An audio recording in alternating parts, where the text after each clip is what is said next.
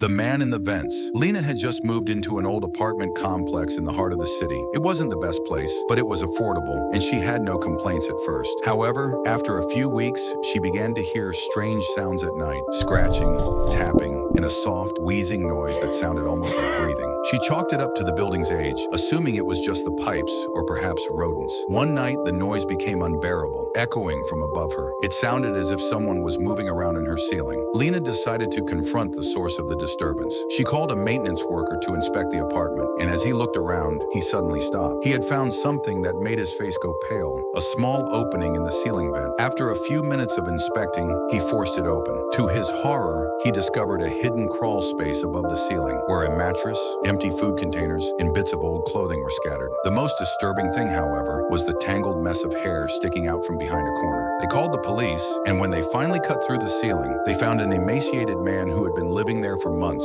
His eyes were wide with terror, and his fingers were covered in grime from scraping at the vent to stay hidden. The worst part? He had been spying on Lena through the air ducts and had been listening to her every word.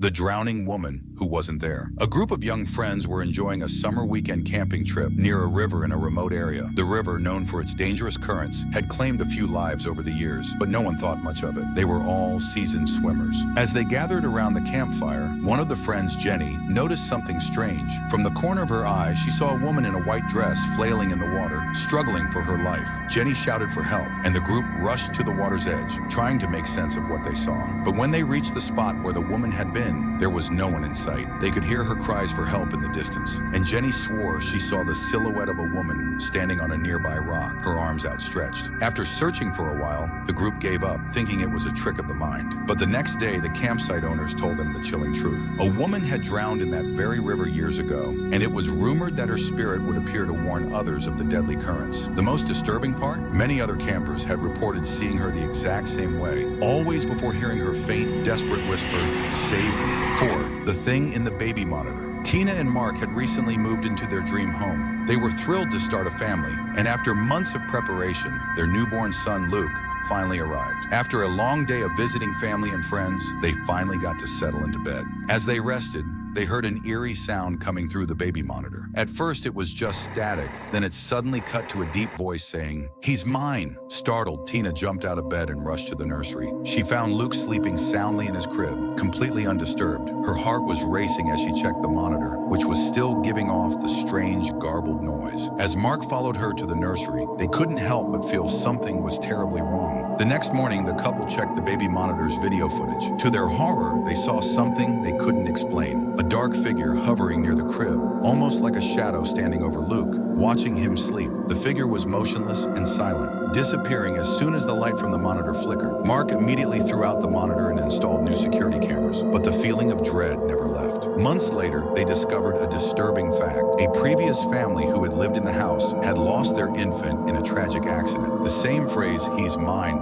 had been reported multiple times by previous homeowners. The missing camper. A group of 4 friends set out on a camping trip in the mountains, eager to disconnect from their busy lives and enjoy the peace of nature. After a long day of hiking, they set up camp near a secluded area, far away from the trails. The sun set quickly, and they built a fire, telling stories of their childhoods. The night was calm, and all seemed well until one of them, Mark, went off to relieve himself in the woods. Hours passed, and Mark still hadn't returned. His friends started to grow concerned, believing he might have gotten lost or disoriented in the dark. They decided to search the area, calling his name into the night. After what felt like an eternity of searching, they found his belongings scattered near the edge of a ravine. His backpack, flashlight, and boots were there, but there was no sign of Mark. They immediately contacted the authorities, and a full-scale search began the next morning. Despite extensive efforts, there was no trace of him. No footprints, no other signs of struggle, just his belongings. A year passed and the case went cold. Then a new camper went missing in the same spot. Authorities scoured the area again, but this time they found something even more unsettling. A trail of broken branches and claw marks along the ravine's edge, leading to a deep, impenetrable forest. To this day, no one knows what happened to Mark or the other missing camper, and the area remains abandoned. Some locals swear they've seen figures watching from the tree line, but no one dares to investigate further. 7. The hotel room that doesn't exist. A traveling salesman named Tom had been driving for hours and needed a place to sleep. As he pulled into a small town, he noticed an old, charming hotel that seemed like the perfect place to rest. The receptionist was kind and gave him a key to room 214, warning him, "Don't go in there, sir. There's something off about that room." Tom shrugged it off, thinking it was just a quirky old building. As night fell, he made his way to room 214. The door creaked open, and the smell of stale air hit him. The room was dimly lit by a single bulb hanging from the ceiling, and the furniture was old but functional. Tom threw his suitcase on the bed, but something felt strange. The room was too cold, and it gave him an eerie, uncomfortable feeling. That night, as he lay in bed, he kept hearing faint footsteps in the hallway, but when he opened the door, no one was there. He assumed it was just the wind or the creaky old building. But the next morning, he spoke to the receptionist again and casually asked about room 214. The receptionist's face went pale, and he whispered, "That room has been closed for years. The last guest who stayed there, he was found dead in the bed."